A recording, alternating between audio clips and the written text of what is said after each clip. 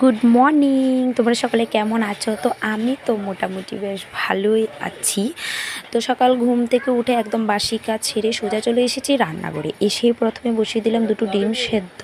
তো তারপর এখানে কাল রাতেই ভিজিয়ে রেখেছিলাম কিছু চানা, তো এখন এগুলি খাবো আর ডিম সেদ্ধ খাবো। তারপর দেখো মানে কাল রাতে আমার শ্বশুরমশাই কিছু গ্রেপস এনেছিল, আগেও ছিল। তো আমি গ্রেপসগুলিকে এভাবেই বাক্স করে রাখি। আর একটা কথা বলি, মানে এভাবে গ্রেপস রাখলে না, গ্রেপস সাধারণত 2 দিন বা 3 দিনের বেশি কিন্তু থাকে না, নষ্ট হয়ে যায়। তো আমি সবসময় এভাবেই রাখি।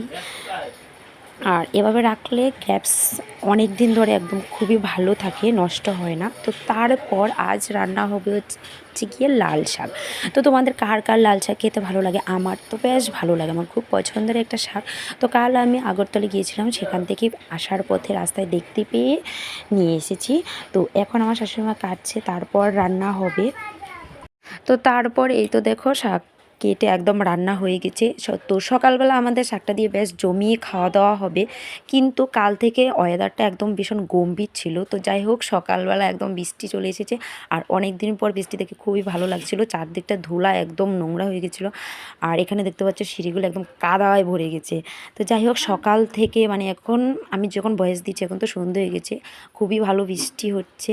তো তারপর এখানে শাক দিয়ে ফার্স্ট মাম্মামকে বসিয়ে দিয়েছি, এখন মাম্মামকে খাওয়াবো। আর ছোটোবেলায় এই রকম ভাত মাখাটা মানে দেখে মনে পড়ে গেছে, খুব ভালো লাগতো আমার। লাল ভাত লাল ভাত বলতাম আমরা লাল শাককে। তো তারপর দেখো দুপুরবেলা কিন্তু খুব মুষলধারে বৃষ্টি হচ্ছিলো। তো চলো বন্ধুরা, আজকে ভিডিওটা এতটুকুই ছিল। ভালো লাগলো অবশ্যই একটা লাইক করে দিয়ে যাবে।